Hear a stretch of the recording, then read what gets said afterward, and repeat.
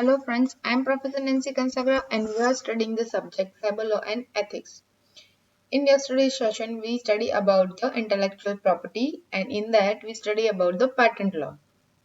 Means why we need cyber law. We already know that now because to secure our country from some harm which is caused by cyber activities. Okay, so for that there are some different laws. We study about the IT Act 2000 and जैसे उसमें हमने देखा कि digital signature की requirement है, electronic forms की requirement है to store our data and जो डेटा प्रोड्यूस हो रहा है उनकी सिक्योरिटी की रिक्वायरमेंट है. So to prevent some crimes which is occurred digitally, so उसको हैंडल करने के लिए हमें कुछ डिफरेंट टाइप के लॉज की रिक्वायरमेंट है. So in this chapter we are studying about the different intellectual properties, right? So yesterday we talked about the patent law. In why we need patent law कि कोई नया patent या कुछ नया innovation अगर आप खुद की ओर से कर रहे हो, so वो patent register करवाना जरूरी है ताकि किसी और के वो copyrights आपसे ना ले सके. So in that intellectual properties, the second one is trademark law. So again trademark law is a part of intellectual properties and ये जो ट्रेडमार्क लॉ है वो कहीं पे भी अप्लाई हो सकता है इन एनी सेक्टर. जो अभी हमारे करंट सेक्टर्स है, डिजिटली है, इलेक्ट्रॉनिक फील्ड है या हाउस होल्डिंग है, शेयर मार्केट है या कोई अदर फील्ड्स है, यहाँ पे हम ट्रेडमार्क लॉ का यूज कर सकते हैं. And using this trademark law हमारा जो इनोवेशन होता है उस इनोवेशन को आप एक टैग देते हो या लोगो प्रोवाइड करते हो ताकि जो हमारा वो पर्टिकुलर इनोवेशन है उसका एक पर्टिकुलर ट्रेडमार्क बन पाए. एंड जो ये ह्यूमन इंटरेक्शन की वजह से, ह्यूमन वर्क की वजह से जो इंटेलेक्चुअल प्रॉपर्टीज का यूज हुआ है उनको इफेक्टिवली एंड क्रिएटिवली अप्लाई करने के लिए आप बोल सकते हो कि हम ट्रेडमार्क लॉ का यूज करेंगे. And because of the trademark law हमारा जो वर्क है या तो लिमिटेड लेबरिंग, ह्यूमन लेबरिंग है, उस पे आप बोल सकते हो कि charges for the registration and charges for the infringement आ सकता है.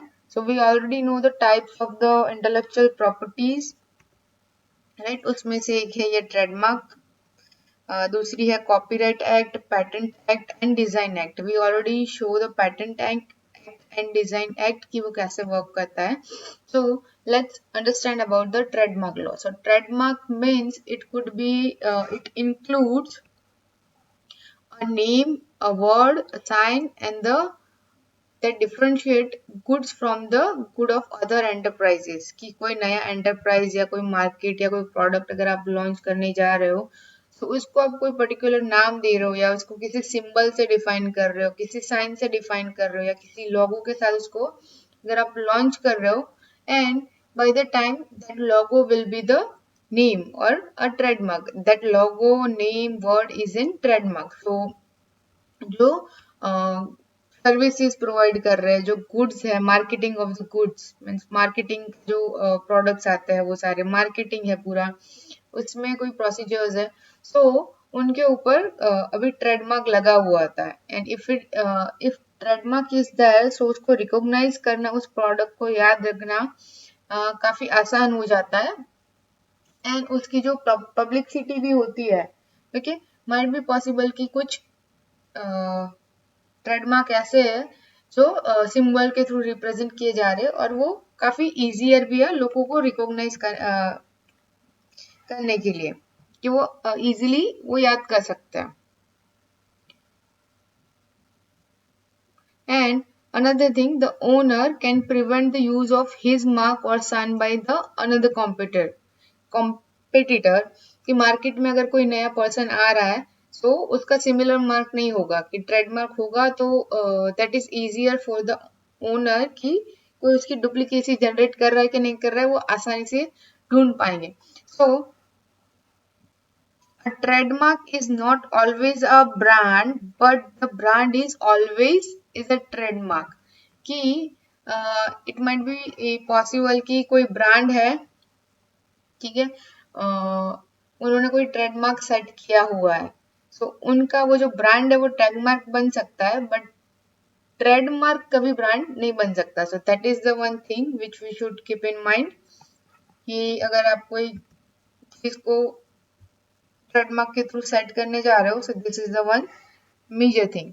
उसके अलावा जैसे मैंने बोला कि आपका ब्रांड नेम है वो सिंपल नाम हो सकता है, सिंपल लोगो हो सकता है, जिसके थ्रू आपका ट्रेडमार्क इजीली डिफाइन हो सके, कि डिस्टिंग्विश हो सके, कि उसको साइन करना या इंडिकेट करना है किसी बिजनेस ऑर्गेनाइजेशन के साइट पे, सो उसको आप इजीली वहां पे इम्प्लांट कर सकते हो और पीपल्स इजीली उसको रिमार्क भी कर सकते हो, उसको इजीली याद रह जाएगा कि ये इस प्रोडक्ट का ये ट्रेडमार्क था. So trademark could be a logo, could be a picture mark और अ स्लोगन, कि कोई स्लोगन भी है किसी कंपनी का, so that could be also an trademark. So trademark law India में कब आया था? सो ट्रेडमार्क लॉ बिफोर 1940 कोई ट्रेडमार्क लॉ इंडिया में नहीं था. आफ्टर 1940 ट्रेडमार्क लॉ इंडिया में आया है. एंड जो मतलब फ्रॉड होते हैं, ये जो इन्फ्रिंजमेंट होते हैं, मीन्स की डुप्लीकेसी ये बोल सकती है, उल्लंघन, तो ऐसे बहुत ज्यादा रजिस्टर्ड और अनरजिस्टर्ड ट्रेडमार्क्स उस टाइम पे थे, तो उनको सॉल्व करने के लिए section 54 and specific relief act 1877 का यूज किया जाता था बिफोर ट्रेडमार्क लॉ इंडिया में आया, उससे पहले. सो और उसके अलावा रजिस्ट्रेशन के regarding if there is some issue, so उसको हैंडल किया जाता था इंडियन रजिस्ट्रेशन एक्ट 1908 के अंतर्गत, और उस पर वर्क किया जाता है. सो जो हमारा इंडिया में इंडियन ट्रेडमार्क लॉ हुआ, that is established after 1940. And जो अभी करंट ट्रेडमार्क लॉ है उसको रिप्लेस कर दिया गया है with the trademark and merchandises act 1958. और इसके तहत ये जो मिसयूज होता था, जो फ्रॉडेंट होता था, उसका जो यूज है उस मार्क्स का उस मर्चेंडाइज के लिए, सो वहां पे ट्रेडमार्क लॉ का यूज होता था. अभी हमारा use of the internet is quite huge. अगर वहां पे ट्रेडमार्क नहीं होगा, राइट, कि अगर आप कोई ऑनलाइन शॉपिंग कर रहे हो और वहां पे उस पर्टिकुलर कंपनी का अगर ट्रेडमार्क आपको पता है कि इस कंपनी का ओरिजिनल ट्रेडमार्क ऐसा है, तो जब आप ऑनलाइन शॉपिंग कर रहे हो तब आप वो बात अपने माइंड में रख सकते हो, and according to that you can place your order, and आपको सही करेक्ट कंपनी की चीज है वो मिल पाएगी, if you know very well कि इस पर्टिकुलर कंपनी का ट्रेडमार्क क्या है. ओके, तो जो ट्रेडमार्क लॉ है वो रिप्लेस किया गया था. And trademark act 1999 which is by the government of India by complying it with TRIPS. TRIPS stands for the trade related aspect of intellectual property rights, and which is recommended by the World Trade Organization. जैसे हमारा India का trademark law है, similarly there are trademark laws in other countries. So जो world trade organization है उनके through ये recommend किया गया था. And why we need this kind of the trademark, कि अभी जो हम बोलते हैं कि शिपिंग एक कंट्री से दूसरी कंट्री भी इजीली हो सकती है, right. So at that time वहां पर ट्रेडमार्क अगर होगा, उस पर्टिकुलर कंपनी का लोगो होगा या साइन होगा या जो भी उन्होंने ट्रेडमार्क सेट किया है according to this law trademark act, there are very less possibilities कि उसमें कोई फ्रॉड कर पाए. सिमिलर चीज जैसे मैंने आपको एग्जांपल दिया कि आप ऑनलाइन शॉपिंग कर रहे हो उस टाइम पे भी होती है. So the trademark act 1999 gives the right to police to arrest in case of any infringement of the trademark. Due to this act, uh, police has an authority कि वो अगर ट्रेडमार्क लॉ को कहीं छेड़खानी, ट्रेडमार्क लॉ के according किसी ने कोई ऐसा छेड़खानी किया है या कोई ऐसा उल्लंघन किया है एंड उसकी बार बार यूज हुई है, तो उनको इस एक्ट के तहत पनिशमेंट मिलती है, एज वेल एज उनको पेनल्टीज, मतलब जो पनिशमेंट प्रोवाइड होगी उसमें पेनल्टीज भी हो सकती है एंड ऑफेंडर्स भी हो सकता है, इम्प्रिजनमेंट भी हो सकती है, which is written in this act. So that is the use of the trademark. So trademark की कुछ सर्विसेज टाइप्स है जो हम यूज करते हैं, जो वहां पे मेंशन की गई है कि इस टाइप के ट्रेडमार्क्स अवेलेबल है, ताकि पर्सन्स को इजीली रिकॉग्नाइज कर पाए कि कितने टाइप के ट्रेडमार्क्स है और उसको कैसे डिफाइन करना है. So there is a service mark is any symbol, name, sign, device, or a word which is intentionally used in a trade to recognize and differentiate the service of one provider from the others.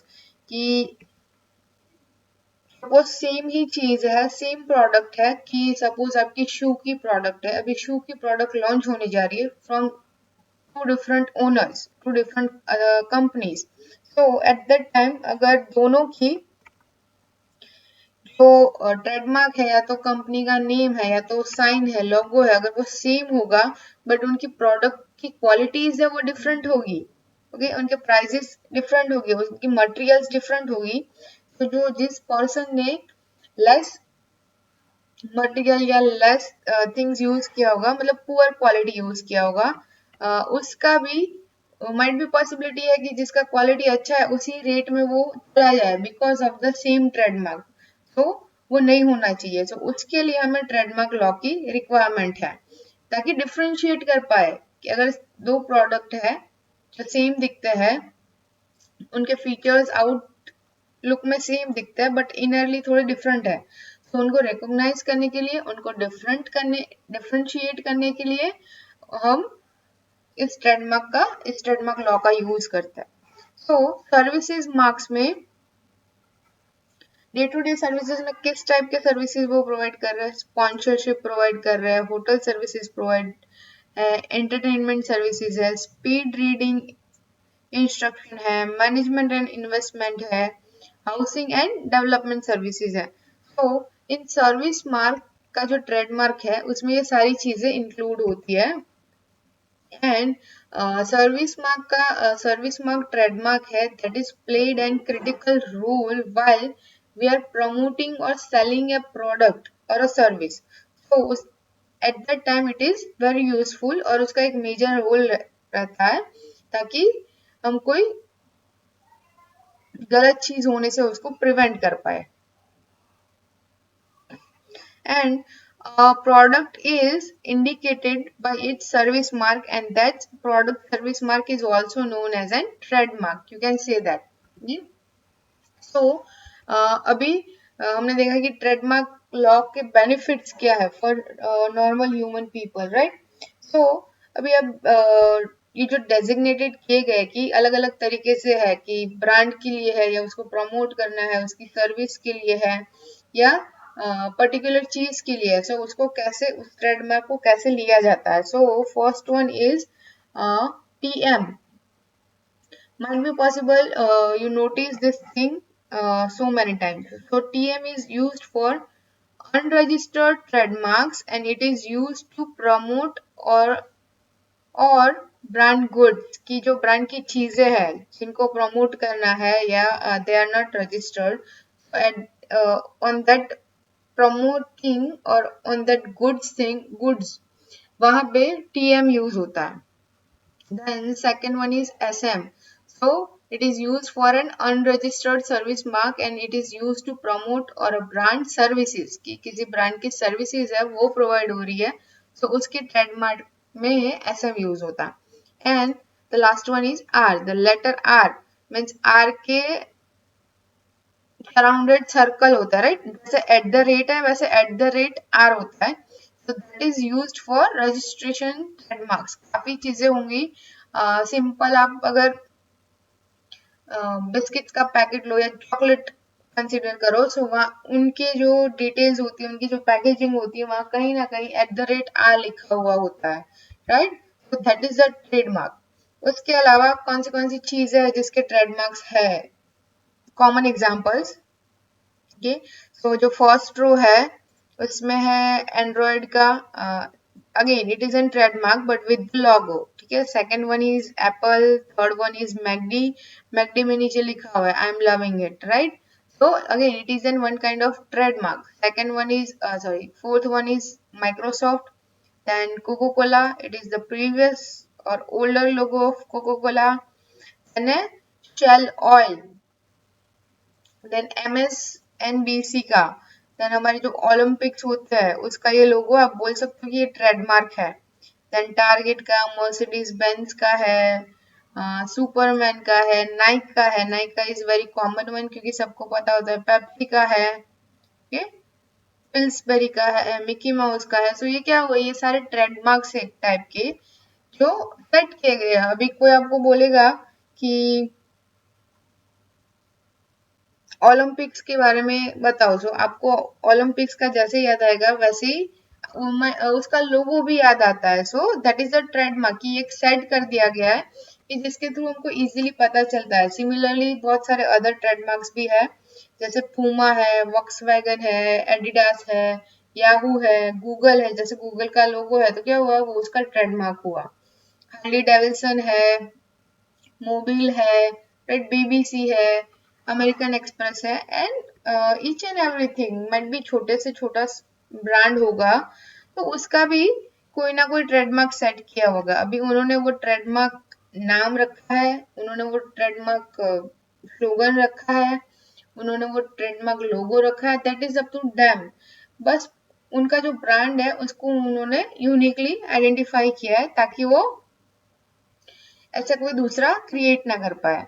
And trademark के usage की वजह से जो unauthorised people होंगे या unauthorised activity या illegal means होंगे उनको ट्रेडमार्क प्राइवेसी के अंडर हम उसको उस ट्रेडमार्क प्राइवेसी लॉ के अंडर हम उसके अगेंस्ट एक्शन ले सकते हैं। Means the use of trademark by unauthorized means or illegal means by producing it in trading is also known as an trademark privacy, right? So trademark law is very helpful and it is in one part of our intellectual property.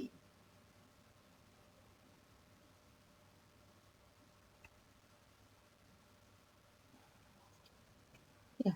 So in so many countries like United States, Canada, and many more others, there they are also accepting trademark policies. Means कि जो owner है वो उस product का जो master of that product, they could take an action for the protection of their trademarks. कि अगर कुछ if there is something happened and act भी वहां पे अप्लायबल नहीं है या डिले हो रहा है, is there is something issue with that, so they have the benefit of the trademark policies and under that trademark policies it is then beneficial for them that they can take proper actions. And a common concept of trademark is the owner of a registered trademark has a more legal rights for protection than the owner of unregistered trademarks. So, registered trademarks are the important one. Okay, so that is about the trademark, and trademarks are very important aspect of the intellectual property as we discussed why we need trademarks. So for the protection of the trademark has become an essential in the present day because every generator of goods or services will wants to his mark to be different, eye-catching, and it should be easily distinguishable from others. Means कि अभी day to day life में आपका internet use बहुत ज्यादा हो गया है। So if you are surfing something on internet और you are going through some social media apps, अगर वहां पे पर्टिकुलर ब्रांड का कोई टैग मार्क सेट किया होगा, so that is very easy to define and that is very eye catching. So आप easily उसको वहाँ पे रिफर करोगे, उसको वहाँ पे क्लिक करोगे और यूज करोगे. And that should be an legal tag mark, ताकि कोई फ्रॉड ना हो पाए. और if there is something happen कि ट्रेडमार्क लॉ के तहत कोई प्रॉब्लमेटिक हो रही है, so we have then trademark law, which is again and to prevent and to secure our cybercrime issues. So this is about the second intellectual property, which is trademark. If you guys have any doubt regarding this, you can put your question in below comment box. Thank you so much.